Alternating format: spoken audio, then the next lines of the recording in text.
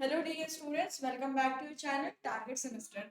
आज हम इस वीडियो में अपनी लिक्विड स्टेट को स्टडी करने वाले हैं। जैसे कि आपको पता है कि हम एक करके सारे यूनिट को कवर कर रहे हैं, तो इसमें हमारे सारे क्वेश्चन के सारे यूनिट्स कवर हो गए। हमारे पास ये आपका क्या बचा है, liquid state and solid state बचा है। ठीक है, पहले हम लिक्विड स्टेट को कवर करेंगे, फिर आपके जनरली सॉलिड स्टेट को देखने वाले। आई होप आप सभी बहुत अच्छे होंगे, अपनी पढ़ाई को बहुत अच्छे तरीके से कर रहे होंगे। जैसा कि आपको पता है कि आपके एग्जाम्स भी अप्रॉक्स अप्रैल में स्टार्ट हो रहे हैं, तो बहुत ही अच्छे से पढ़ाई करो, रेगुलर वे में पढ़ाई करो। ठीक है, स्टार्ट करते हैं। तो इसमें क्या है आपका generally gases, liquid and solids. आपने अपने बीएससी फर्स्ट सेम में क्या पढ़ा था, कौन सा स्टेट पढ़ा था? तो मैम हमने गैसेस स्टेट की स्टडी की थी। ठीक है, गैसेस के बारे में वहाँ पे काइनेटिक थ्योरी ऑफ गैसेस को स्टडी किया था, जो भी आपके गैसेस की प्रॉपर्टीज सब कुछ वहाँ पे देख लिया था। लेकिन हमने वहाँ पे लिक्विड, ये जो आपका लिक्विड है और ये आपका सॉलिड है, इन दोनों की स्टडी नहीं की थी। तो यहाँ पे किस लिए छोड़ा था हमने? हमने अपने नेक्स्ट सेम में छोड़ा था। तो आपके नेक्स्ट सेम में रखा गया है कौन सा, लिक्विड एंड सॉलिड स्टेट। सबसे पहले जनरली हमको क्या करना है, जनरली हमको तीनों सॉलिड, लिक्विड, गैस की प्रॉपर्टीज को कंपेयर करना है। ठीक है, आपकी गैस, पहले गैस नहीं लिखते हैं, सॉलिड, लिक्विड एंड गैस। आपने इस चैप्टर को, इस कंपैरिजन को बहुत अच्छे तरीके से कहाँ देखा होगा, सॉलिड स्टेट, क्लास 12th में सॉलिड स्टेट जो चैप्टर हालांकि अब रिमूव हो गया, जिन लोगों ने पढ़ा होगा वो वहाँ पे देखे होंगे। सॉलिड, लिक्विड, गैस में कंपैरिजन करें। सबसे पहले बात करें, सॉलिड क्या होता है, ठोस होता है ना। एक ठोस होता है, लिक्विड आपका तरल होगा, फ्लो करेगा, और गैस आपका और ज्यादा तरल होगा और ज्यादा फ्लो करेगा, है ना। सॉलिड, लिक्विड, गैस का जनरल कॉन्सेप्ट सबके दिमाग में होगा। अपने हाथ में जो आपने पेन पकड़ रखी है वो आपका सॉलिड है। आपके सामने आपके टेबल पे जो बॉटल रखी है उसके अंदर क्या फिल है, लिक्विड है। आप जो ब्रीद इन कर रहे हो वो आपका क्या है, एयर ब्रीद इन कर रहे हो, ऑक्सीजन ब्रीद इन कर रहे हो, that is your gas, solid, liquid, gas. अब बात करें इनके डेंसिटीज की। सबसे पहले हम इनकी डेंसिटीज की बात करें, यानी कि कितना घनत्व है, कितनी इनके जो पार्टिकल्स हैं कितनी क्लोजली हेल्ड है। तो सबसे ज्यादा क्लोजली हेल्ड किसके पार्टिकल्स होंगे, आपके सॉलिड के पार्टिकल्स होंगे। बहुत ही ज्यादा एकदम कैसे प्रेजेंट है, ये हो गए आपके सॉलिड्स। ठीक है, ये हो गए आपके सॉलिड के पार्टिकल, एकदम क्लोजली है। लिक्विड की बात करें तो ये हो गए आपके लिक्विड के पार्टिकल, यानी थोड़े दूरी दूरी पे प्रेजेंट होते हैं लिक्विड। और वहीं आपकी बात करें गैस की, तो अगर ये आपका कंटेनर है, इसमें गैस प्रेजेंट है, तो कैसे प्रेजेंट होगा, ऐसे ऐसे ऐसे। ये आपके क्या होते हैं, गैस के पार्टिकल्स। यानी कि गैस, अगर डेंसिटी की बात करें तो सबसे कम डेंसिटी मैं पूछूं किसकी है, तो गैस की है डेंसिटी। डेंसिटी क्या होती है, मास पर यूनिट वॉल्यूम। कुछ वॉल्यूम ले, कुछ हिस्सा ले, तो उसमें कितना मास प्रेजेंट है, that is known as density. तो डेंसिटी यहाँ पे सॉलिड की जो डेंसिटी है, सॉलिड की डेंसिटी बहुत ज्यादा देखने को मिलती है, उससे कम लिक्विड की देखने को मिलती है, उससे ही कम आपको क्या देखने को मिलती है, गैसेस की डेंसिटी देखने को मिलती है। ठीक है, अब देखो जनरली बात करें इनकी कंप्रेसिबिलिटी की। कंप्रेसिबिलिटी मतलब कि जब हम इन्हें कंप्रेस करें, दबाएं, तो कितना ये कंप्रेस हो सकते हैं।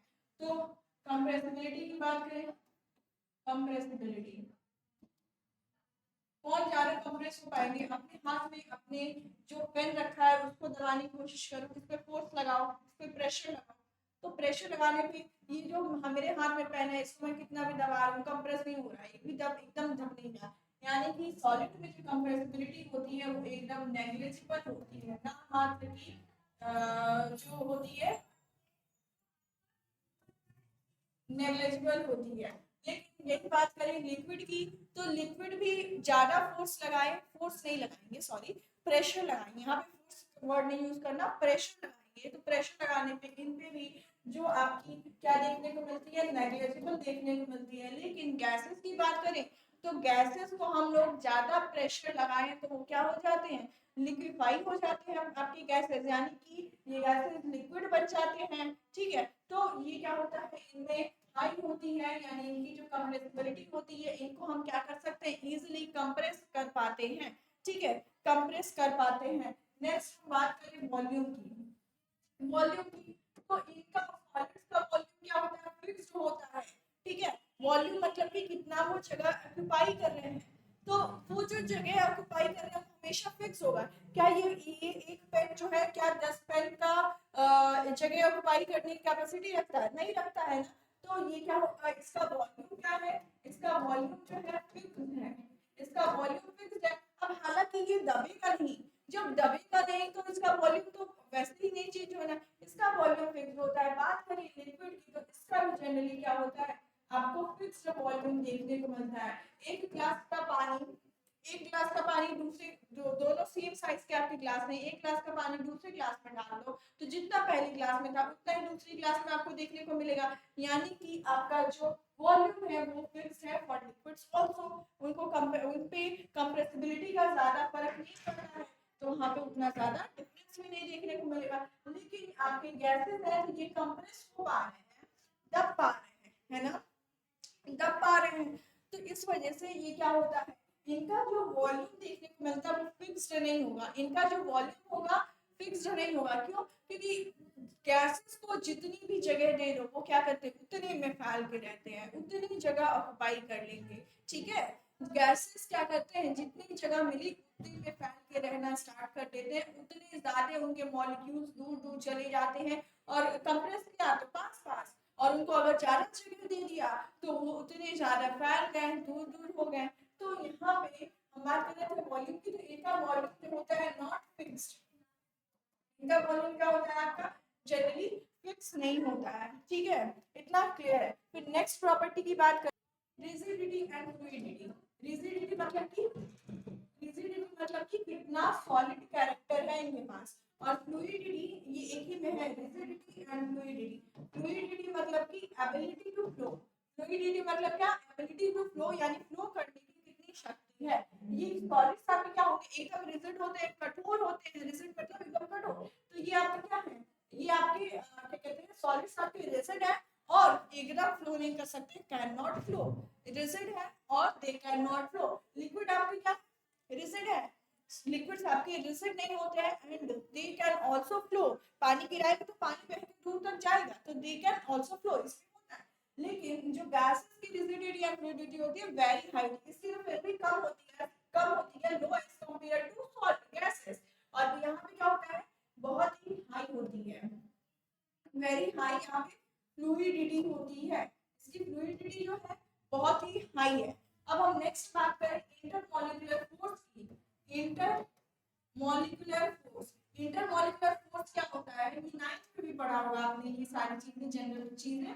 इंटरमॉलिक्यूलर फोर्स जनरली जो दो आपके मॉलिक्यूल्स है, मान लो ये सॉलिड है और ये आपका दूसरा मॉलिक्यूल है सॉलिड का, ये एक है, तो ये दोनों जो है इनके बीच में जो फोर्स काम कर रहा है, जिसकी वजह से कोई दो मॉलिक्यूल्स आपस में आसपास हैं, यानी वो क्यों है, क्योंकि इनके बीच में कोई फोर्स काम कर रहा है, तभी तो ये आसपास है। ये बस क्या करते हैं, अपने पोजीशन पे ही वाइब्रेट करते हैं, अपने मेन पोजीशन पे ये मॉलिक्यूल्स वाइब्रेट करते हैं, सॉलिड के भी इवन। ठीक है, हालांकि आपको देख के लगेगा नहीं किसके मॉलिक्यूल्स वाइब्रेट कर रहे हैं, लेकिन हाँ कर रहे होते हैं। तो इंटरमॉलिक्यूलर फोर्स क्या होता है, दो मॉलिक्यूल्स के बीच में जो फोर्स लगा होता है जिसकी वजह से वो साथ में हेल्ड होते हैं, that is known as your intermolecular force. तो इसमें जो इंटरमॉलिक्यूलर फोर्स होता है वो बहुत ज्यादा होता है, वेरी हाई होता है, वेरी हाई इंटरमॉलिक्यूलर फोर्स। और इससे कम होता है लिक्विड में, लेस, और इसमें किसमें कम होता है, लिक्विड्स के मॉलिक्यूल्स में कम फोर्स होता है। ठीक है, इसमें चाहो सॉलिड में चाहो कि कोई दूसरा मॉलिक्यूल जाके बैठ जाए तो हाँ पॉसिबल नहीं है, क्योंकि उनके बीच में कोई इंटरमॉलिक्यूलर फोर्स इतना ज्यादा। लेकिन अगर लिक्विड में, वाटर में शुगर या फिर सॉल्ट डिसॉल्व करने की कोशिश करो तो हो जाएगा ना, यानी उनके इंटरमॉलिक्यूलर फोर्स थोड़ा सा कम है, कोई और जाके भी बैठ जा रहा है तो यहाँ पे लेस होता है। लेकिन बात करें गैसेस की, तो गैसेस के जो इंटरमॉलिक्यूलर फोर्स होता है बहुत ही कम होता है, एकदम बेयर मिनिमम होता है। ठीक है, एकदम कम होता है। एटमॉस्फेयर में गैसेस देखते हो उसमें बहुत सारे types of different different gases हैं। ठीक है, composition of gases different different है। तो यहाँ पे गैसेस में जो इंटरमॉलिक्यूलर फोर्स होता है बहुत दूर होता है, बहुत कम होता है। यानी एक मॉलिक्यूल यहाँ है तो एक मॉलिक्यूल यहाँ है, एक मॉलिक्यूल यहाँ है तो एक मॉलिक्यूल यहाँ है, वो यहाँ है, ऐसे इंटरमॉलिक्यूलर फोर्स होता है। अब मान लो इसको मैं और बड़े कंटेनर में गैस को ट्रांसफर कर दूं तो ये क्या करेंगे, उतना ज्यादा जगह ऑक्युपाई कर लेंगे, है ना। यानी कि इंटरमोलिकुलर फोर्स बहुत ज्यादा है, तभी दूरी दूरी पे चले जा रहे हैं ये। तो इंटरमोलिकुलर फोर्स यहाँ पे क्या होता है, वेरी होता है, क्या होता है, बहुत ज्यादा, अरे सॉरी, वेरी लेस होता है ना, बहुत कम होता है, वेरी लो, बहुत ही कम इंटरमोलिकुलर फोर्स इनके बीच में रहता है, इनके मॉलिक्यूल्स आपके एकदम दूर दूर होते हैं। फिर आपकी इसमें बात करें कि आपका अरेंजमेंट ऑफ मॉलिक्यूल्स कैसा होता है, ठीक है, arrangement of molecule, arrangement of molecule पढ़ने से पहले एक और फैक्टर देख लेते हैं, काइनेटिक एनर्जी, काइनेटिक एनर्जी। अब काइनेटिक एनर्जी क्यों आती है, पोटेंशियल एनर्जी तो आपको पता है कि अगर कोई सिस्टम रेस्ट में है तो उसके वर्च्यू की वजह से, उसके रेस्ट की वजह से जो एनर्जी डेवलप हो रही है वो उसकी काइनेटिक अरे पोटेंशियल एनर्जी है। लेकिन वही काइनेटिक एनर्जी क्या होती है कि जब आपके मॉलिक्यूल्स जो हैं वो क्या कर रहे हैं, रैंडम मोशन कर रहे हैं, मूवमेंट कर रहे हैं, उनके मूवमेंट की वजह से जो एनर्जी, मोशन की वजह से जो एनर्जी जनरेट होती है वो होती है आपकी काइनेटिक एनर्जी। तो क्या बताओ मुझे, ये सॉलिड के जो पार्टिकल्स हैं वो मोशन कर रहे हैं, क्या उतने फ्रीली घूम पा रहे हैं, नहीं घूम पा रहे हैं। तो जो फ्रीली नहीं घूम पा रहे हैं तो जो इनकी एनर्जी होगी, काइनेटिक एनर्जी होगी, वो बहुत ही कम होती है, वेरी लेस। यहाँ पे जो काइनेटिक एनर्जी होती है बहुत ही कम होती है। लिक्विड्स के दूर दूर है, इंटरमोलिकुलर फोर्स ज्यादा है, थोड़ा सा मूवमेंट कर लेंगे तो यहाँ पे लेस होती है, और यहाँ पे क्या होगी, यहाँ पे बहुत ही ज्यादा हाई होगी। क्यों, क्योंकि ये वाला मॉलिक्यूल कभी यहाँ आएगा, कभी यहाँ जाएगा, कभी ये यहाँ आएगा, कभी यहाँ जाएगा, यानी कि बहुत ही ज्यादा रैंडम मोशन कर रहे हैं, स्टेबल नहीं है, एक जगह से दूसरी जगह बहुत ही ज्यादा मूवमेंट शो कर रहे हैं। इस वजह से यहाँ पे जो आपकी काइनेटिक एनर्जी होगी वो आपकी बहुत हाई होगी, ठीक है, वेरी हाई काइनेटिक एनर्जी, ठीक है, इतना क्लियर है, आई होप आपको, आप सभी को इतनी प्रॉपर्टीज क्लियर है, ठीक है, और कुछ तो नहीं है, और जनरल बातें होंगी तो वो आप खुद से भी कर सकते हो, इतना समझ में गया हो तो। अगर कुछ आएगा भी तो आई गेस इतना ही है, फिर हम इससे आगे बढ़ते हैं और आगे की चीजों को डिस्कस करें। अब देखो यहाँ पे हम बात करेंगे सॉलिड्स की, ठीक है, थोड़ा जनरल देख लेते हैं हम सॉलिड्स की। तो सॉलिड्स आपके क्या होते हैं, आपको क्या पता है, क्रिस्टलाइन फॉर्म में एग्जिस्ट करते हैं। हालांकि क्रिस्टलाइन एमॉर्फस फॉर्म दोनों हो सकता है, लेकिन क्रिस्टलाइन यानी कि एक ठोस अवस्था में एग्जिस्ट करते हैं। और ये क्या होते हैं, इनमें एक ऑर्डर अरेंजमेंट होता है मॉलिक्यूल का, एटम का, आयंस का, ठीक है, यानी कि ordered arrangement of atoms molecules. मान लो कि ये आपका जो भी एटम होगा इस टाइप में अरेंजमेंट हो, तो यहाँ भी सिमिलर अरेंजमेंट दिखेगा, मतलब कि पूरे लैटिस में जिस टाइप का अरेंजमेंट होगा वैसा ही अरेंजमेंट पूरे आपके सॉलिड में देखने को मिलेगा, ठीक है। तो ये आपके क्या होते हैं सॉलिड्स, जिनमें आपको रेगुलर अरेंजमेंट देखने को मिलता है, आपके एटम्स हो, मॉलिक्यूल्स हो, आयंस का अरेंजमेंट प्रॉपर देखने को मिले। और इनमें क्या होता है, लॉन्ग रेंज ऑर्डर होता है। लॉन्ग रेंज ऑर्डर का क्या मतलब हुआ, लॉन्ग रेंज ऑर्डर, ठीक है, मतलब है कि अपने मॉलिक्यूल को कंसीडर करो, अपने सॉलिड को,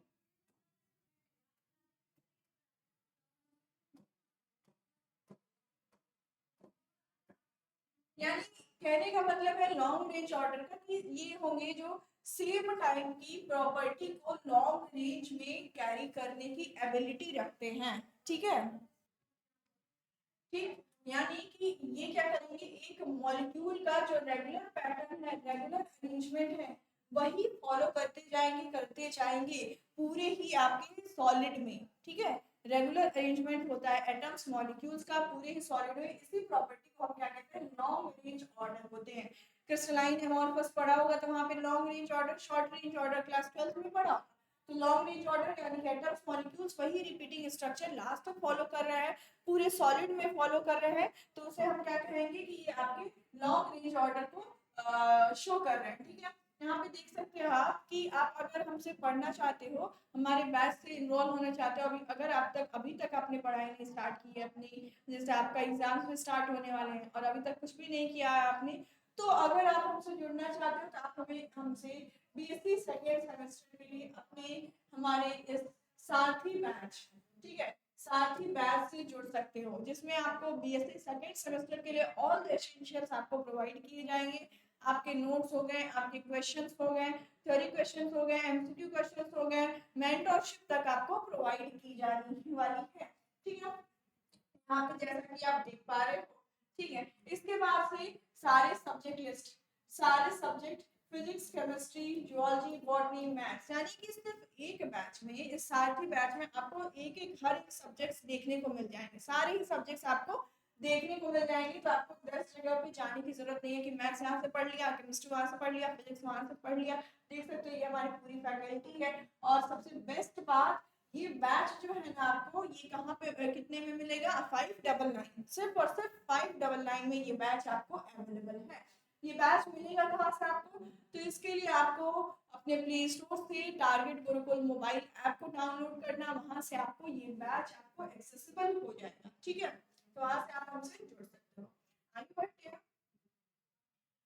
आगे बढ़ते हैं, बात करते हैं गैसेस की। अब हमने क्या देखा, अभी सॉलिड्स को देखा, अब बात करते हैं हमने गैसेस। तो गैसेस क्या होते हैं, गैसेस आपकी दो डिफरेंट टाइप की प्रॉपर्टी शो करेंगे। कब टेम्परेचर लो है, कब टेम्परेचर हाई है, प्रेशर लो है, प्रेशर हाई है। जैसा कि हमने इस बात को कहाँ नोट किया था, इस बात को हमने नोट किया था अपनी गैसेस स्टेट में। प्रेशर हाई और टेम्परेचर के बेसिस पे बहुत सारे चेंजेस आ रहे थे। तो यहाँ पे हाई टेम्परेचर पे और लो प्रेशर पे ये कंपाउंड्स क्या होते हैं, डिसऑर्डर्ड होते हैं। हाई टेम्परेचर पे देखो क्या होगा, मान लो ये आपका कंटेनर है जिसमें आपके गैस के मॉलिक्यूल भरे हैं। ये आपके क्या कंटेनर है जिसमें गैस के मॉलिक्यूल है।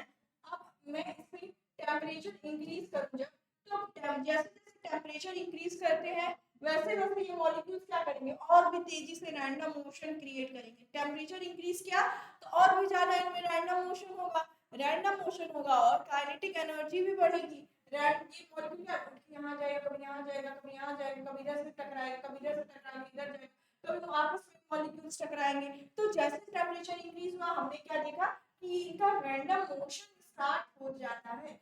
तो ये क्या शो करते हैं, कंप्लीटली डिसऑर्डर्ड होते हैं। क्या होते हैं, कंप्लीटली डिसऑर्डर्ड, यानी कि इनमें कहें कि कोई रेगुलर पैटर्न बना दो जो पूरी कंटेनर में जो एग्जिस्ट करे तो नहीं पॉसिबल है, क्योंकि ये कंप्लीटली डिसऑर्डर्ड अरेंजमेंट शो कर रहे होते हैं। ठीक है, दूसरी चीज की कोई भी नो अरेंजमेंट और क्लोज पैकिंग ऑफ मॉलिक्यूल्स। ठीक है, यही बोला मैंने कि इनका कोई भी अरेंजमेंट, प्रॉपर अरेंजमेंट पूरे कंटेनर में आपको जो रिपीट हो रहा है एज अ रिपीटिंग यूनिट आपको देखने को नहीं मिलेगा। पूरा रैंडम मोशन है, रैंडमनेस होती है आपके गैसेस में। ठीक है, इतना क्लियर है। ठीक है, आई होप आप सभी को क्लियर है। अब बात करें लिक्विड्स की, तो लिक्विड्स हमेशा सॉलिड और गैस के बीच में कौन लाई करता है, लिक्विड। ठीक है, सॉलिड और गैस की प्रॉपर्टीज के बीच में किसकी प्रॉपर्टी आती है, लिक्विड की। तो देखो यहाँ पे लिखा है यही चीज like between solids and gas in terms of order and disorder. ठीक है, सॉलिड्स बहुत ही ज्यादा ऑर्डर्ड है, आपके गैसेस बहुत ही ज्यादा डिसऑर्डर्ड है।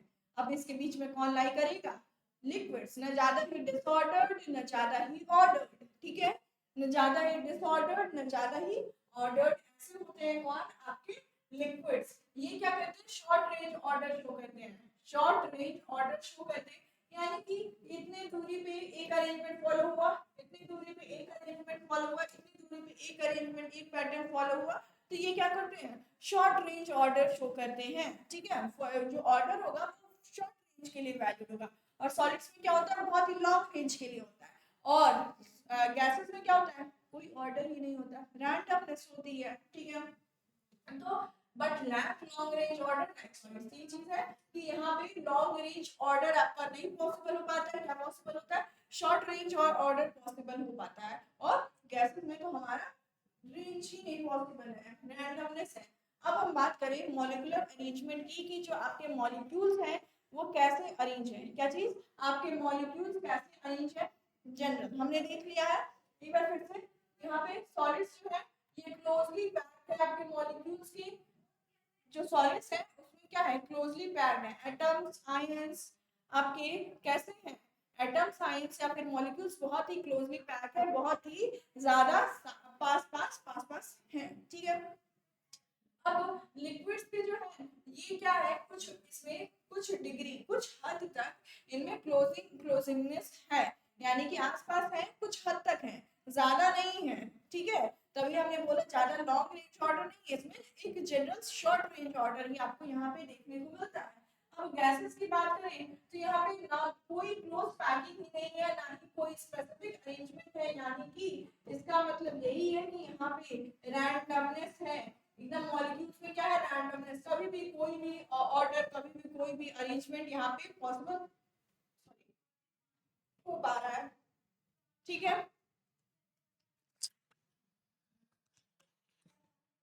फिर आगे बढ़े, इसमें आगे है नेचर ऑफ द लिक्विड्स। इसके लिक्विड्स जनरली लिक्विड्स के नेचर की बात करेंगे, यानी वो कैसे प्रेजेंट होते हैं, ठीक है। यहाँ पे सबसे पहले कंसीडर कंडेंस्ड गैसेस एंड और मोल्टेन सॉलिड, ठीक है। कंडेंस्ड गैसेस या फिर मोल्टेन सॉलिड्स। मोल्टेन सॉलिड्स मतलब कि अगर सॉलिड को ले लिया, उसको पिघलाया, तो वो क्या हो गए, आपके मोल्टेन सॉलिड हो गए, पिघले हुए धातु हो गए, ठीक है। और यहाँ पे सॉलिड्स क्या होंगे, मॉलिक्यूल्स आर रिजिडली, मॉलिक्यूल्स क्या होंगे, बहुत ही ज्यादा रिजिड होंगे, फिक्स्ड होंगे, बहुत ही ज्यादा रिजिड और रिजिडिटी और फ्लूइडिटी की बात की है ना मैंने, तो ये फिक्स्ड होंगे और डेफिनेट शेप एंड वॉल्यूम, जिसकी वजह से उनका क्या हो जाएगा, शेप भी फिक्स हो जाएगा और उनका क्या कहते हैं, वॉल्यूम भी फिक्स हो जाता है। यही बात करें गैसेस की, तो इनके जो मॉलिक्यूल्स होते हैं रैंडमली मूव करते हैं, जिसकी वजह से नो डेफिनेट शेप और नो डेफिनेट वॉल्यूम, ठीक है। यहाँ पे हम बहुत ही इस क्लास में बहुत ही बेसिक्स देख रहे हैं सॉलिड लिक्विड और गैस के कंपैरिजन में, ठीक है। तो ऐसा मत सोचना है ये तो आता है तो बहुत अच्छी बात है, आप फास्ट फॉरवर्ड 2x पे देख सकते हो, ठीक है। और नहीं आता है तो फिर आप देख सकते हो, क्योंकि बहुत से बच्चे होंगे जिन्हें नहीं आता होगा, जिन्होंने 12th में केमिस्ट्री को सीरियस नहीं लिया होगा या फिर कभी केमिस्ट्री को पढ़ा नहीं होगा, ठीक है। इसलिए मुझे क्या करना है, मुझे मतलब उन बच्चों को भी लेके चलना है, इसलिए मुझे ये सारी बातें बतानी पड़ रही हैं। हालांकि आपके BSc first sem second same के सिलेबस में ये लिखा हुआ है कि आपको ये सारी चीजें स्टडी करनी है, ठीक है, इसलिए जानना है। अब लिक्विड्स की बात करें तो लिक्विड्स कैसे होंगे, इनके मॉलिक्यूल्स उतने रिजिडली फिक्स नहीं होते हैं सॉलिड्स के जैसे, लेकिन गैसेस के कंपैरिजन में क्या होंगे, रिजिड होंगे, ठीक है। सॉलिड के जितना रिजिड नहीं होते हैं, लेकिन गैसेस के जितना रैंडम भी नहीं होते हैं, ठीक है। इतनी चीज है, दोनों के बीच में ये अलाई करेंगे। और इसमें क्यों नहीं होते हैं, क्योंकि इनमें कुछ रेस्ट्रिक्टेड मोशन होता है, इसमें इंटरमोलिकुलर फोर्स कुछ हद तक होता है, इसलिए ये क्या करते हैं, इनमें कुछ रेस्ट्रिक्टेड मोशन देखने को मिलता है, वो इंटरमोलिकुलर फोर्स के। गैसेस में रैंडमली मूव कर पाते हैं क्योंकि एकदम इंटरमोलिकुलर फोर्स नहीं, यहाँ पे फोर्स काम कर रहा है दो मॉलिक्यूल्स के बीच में, इसलिए इनको दूर होने से, अलग करने से रोक रहा है, ठीक है, ये बात है। अब इसमें क्या होता है, वॉल्यूम डेफिनेट होता है, यानी कि मैंने बोला ना अभी कि एक गिलास का पानी दूसरे गिलास में पानी में डाल दो तो वो चेंज नहीं होगा ना, उसका अमाउंट जो है वो चेंज नहीं होगा, उतना ही जितना इसमें था उतना इसमें है, तो उसका जो वॉल्यूम है वो आपका क्या है, डेफिनेट है, सेम वॉल्यूम है, लेकिन उसका शेप क्या होता है, डेफिनेट शेप नहीं होता है। ग्लास में रखा, ग्लास का शेप ऑक्युपाई कर लिया, बॉटल में फिल किया, बॉटल के शेप ऑक्युपाई कर लिया, ठीक है। जिस भी कंटेनर में रखोगे, ये जो जनरली आपके लिक्विड्स होते हैं, ये क्या करते हैं, occupy the shape of the container, जो भी आपका कंटेनर है उसका शेप ऑक्युपाई कर लेंगे, occupy the shape of container.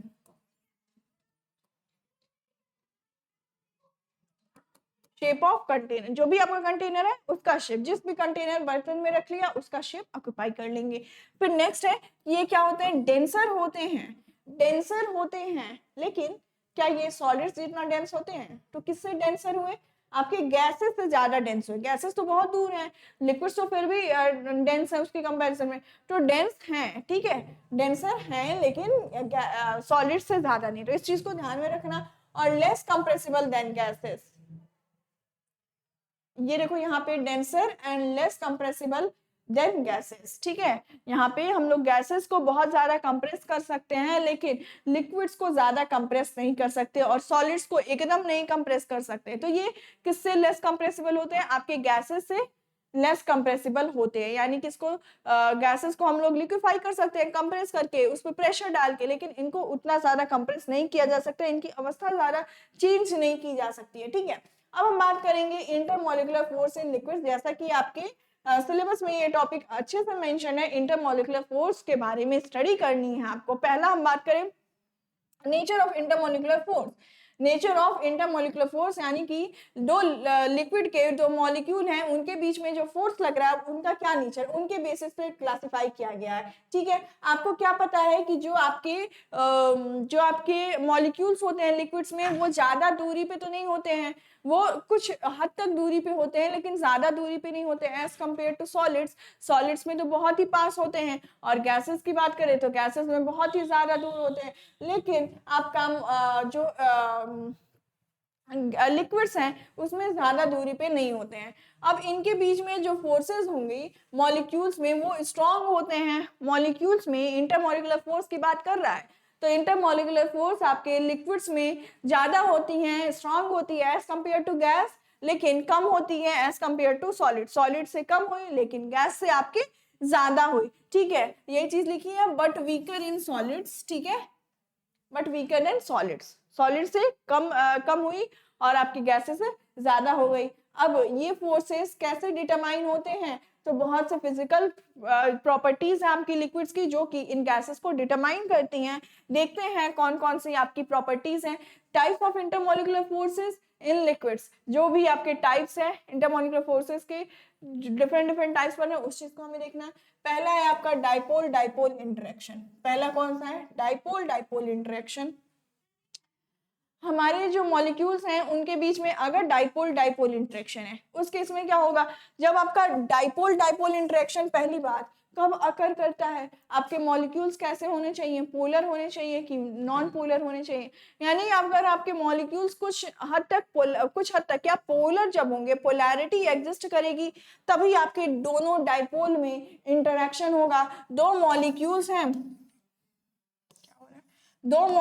हैं इनके बीच में डाइपोल है, तो जब डाइपोल मतलब पास आएंगे तभी डाइपोल डाइपोल इंटरेक्शन पॉसिबल हो पाएगा, यही चीज है।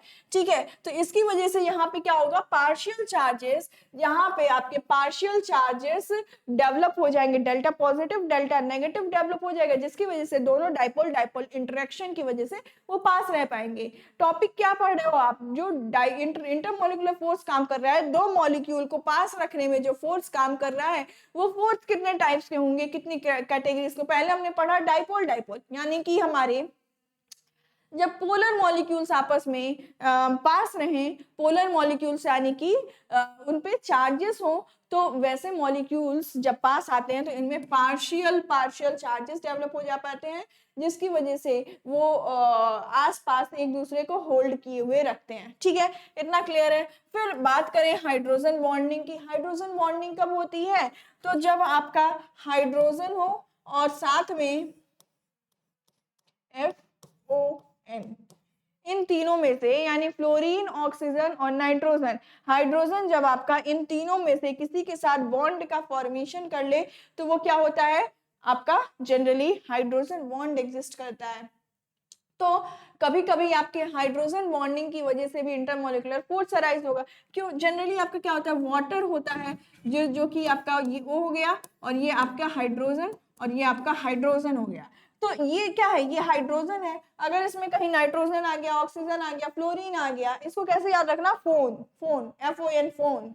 ठीक है, PHONE नहीं, FON फोन। जब हाइड्रोजन का फोन से आपका क्या हो जाए, बॉन्डिंग हो जाए, तो हाइड्रोजन बॉन्डिंग बनेगा। तो यहाँ पे वाटर है, तो ये इसमें मान लो कोई फ्लोरीन एटम वाले मॉलिक्यूल आ गए, या फिर ऑक्सीजन एटम, या फिर नाइट्रोजन एटम, तो वहां पे जनरली हाइड्रोजन बॉन्डिंग बन जाएगी। और वो हाइड्रोजन बॉन्डिंग किस तरीके से काम करेगी, वो hydrogen bonding as a type of force काम करेगी टू कीप देम क्लोजर। ठीक है, to keep them held together. ठीक है, तो यहाँ पे देख लो, stronger type of dipole interaction, इसी डाइपोल इंटरेक्शन का स्ट्रॉन्गर टाइप है, जो कि मॉलिक्यूल्स में देखा जाता है। कब, जब उनके पास hydrogen H bonded to nitrogen, oxygen और फ्लोरीन।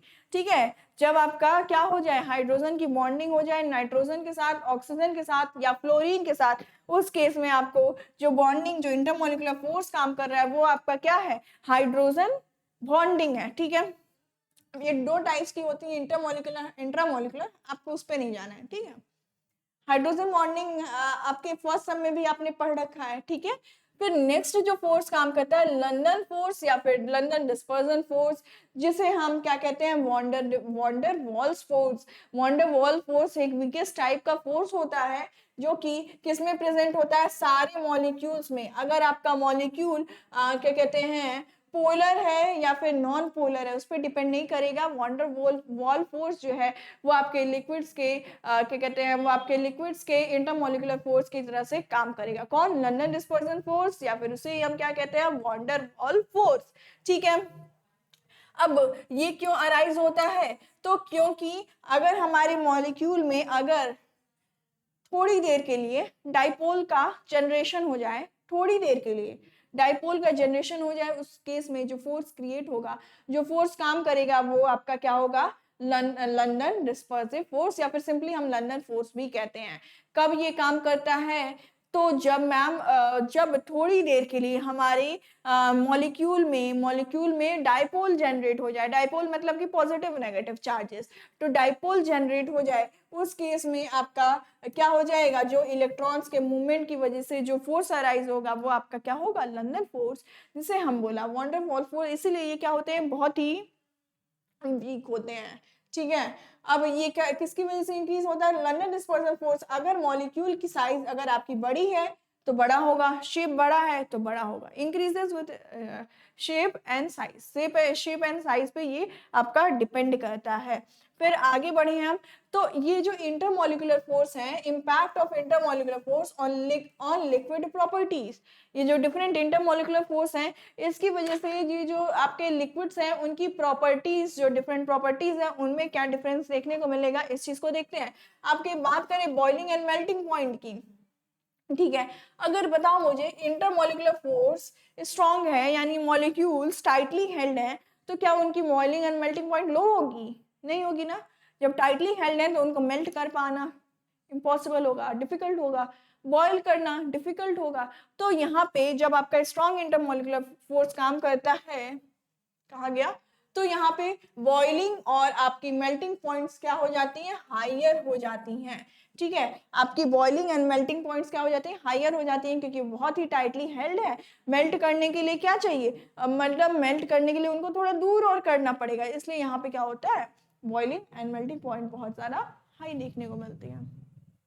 फिर विस्कोसिटी, विस्कोसिटी क्या होता है, तो मतलब विस्कोसिटी का क्या मतलब है कि कितना फ्लूइड बिहेवियर है, कितना विस्कस है। जैसे कंसिडर करो हनी को लो, ऑयल लो, कोई भी ऑयल ले लो और वाटर लो, तो मैं पूछूं कौन सा ज्यादा विस्कस है, कौन सा तेजी से फ्लो करेगा, कौन सा इजीली फ्लो करने की कैपेसिटी रखता है, तो बोलोगे मैम वाटर, क्योंकि वाटर को मैं जैसे गिराऊंगी पूरा स्पिल हो जाएगा, पूरा फैल जाएगा।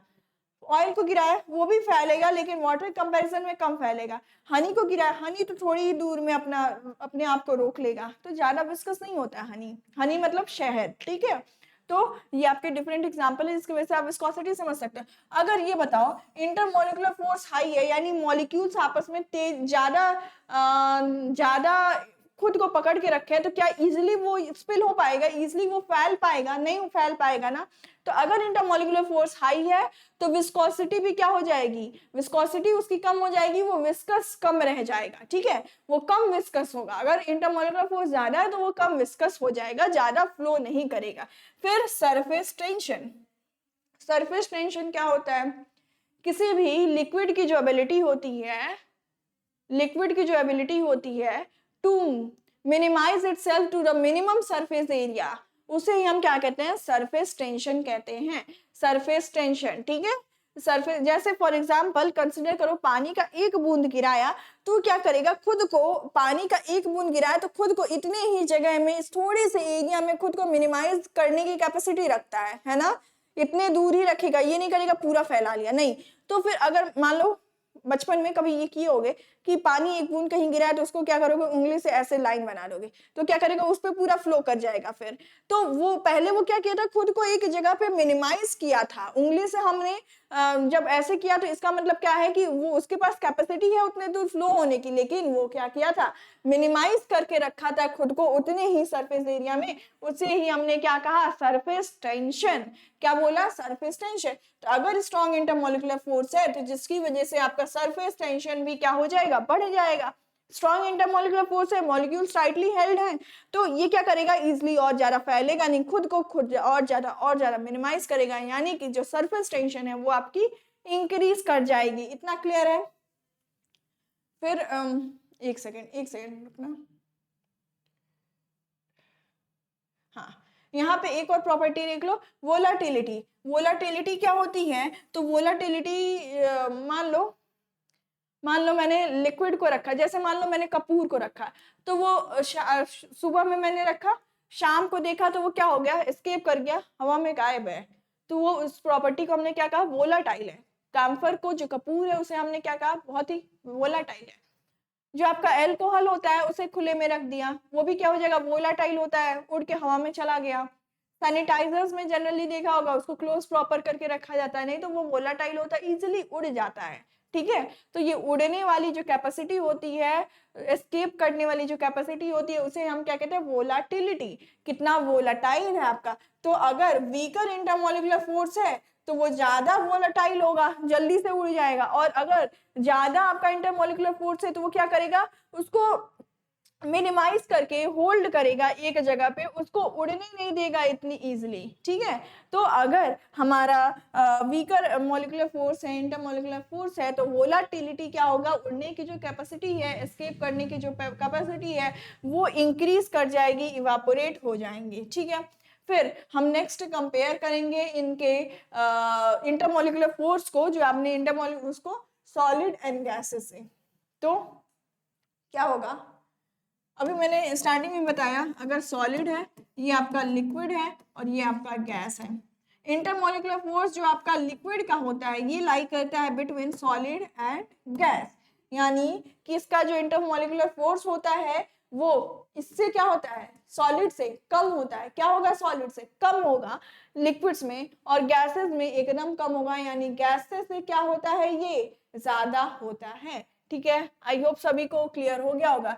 स्ट्रॉन्गर देन गैसेस, यानी कि गैसेस से क्या होता है, ज्यादा होता है इनके बीच में इंटरमोलिकुलर फोर्स।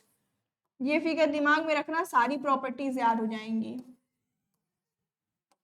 ये आपके गैस के मॉलिक्यूल्स हैं और ये आपके क्या हैं, आपके लिक्विड्स के मॉलिक्यूल्स हैं। पास पास है यानी कि इंटरमोलिकुलर फोर्स होगा ज्यादा, और ये दूर दूर है यानी इंटरमोलिकुलर फोर्स एकदम कम होगा। तो ये चीज है। और फिर यहाँ पे वीकर देन सॉलिड्स, यानी सॉलिड से वीक होता है।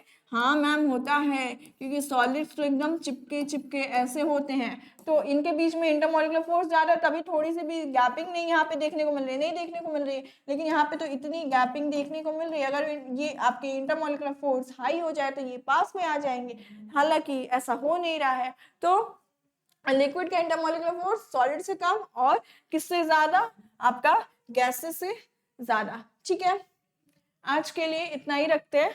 इसमें हमने क्या पढ़ा, हमने जनरल प्रॉपर्टीज देखी किसकी, अपने जो भी लिक्विड्स हैं, सॉलिड्स हैं, गैसेस हैं, जो कि आपको आपके सिलेबस में है कि एक कंपैरेटिव व्यू देखना है अपने सॉलिड, लिक्विड एंड गैसेस की प्रॉपर्टीज पे। और फिर जो आपके स्पेशल इंटरमोलिकुलर फोर्स हैं जो कि आपके लिक्विड्स में काम करेंगे, उसके बारे में जनरल स्टडी करना है। इसके बाद हम पढ़ेंगे वैलेंसी थ्योरी अपने लिक्विड्स में, जो कि जैसे मान लो ये लिक्विड है तो इसके बीच में कुछ ना कुछ जगह दिख रहा है, ये जो जगह दिख रहा है ना, इतना इतना गैप दिख रहा है बाकी जगह, इसको हम किस में कवर करेंगे, वैलेंस थ्योरी में, जो कि हम अपने नेक्स्ट वीडियो लेक्चर में करेंगे। आज के लिए इतना ही रखते हैं। That's all for today, thank you so much.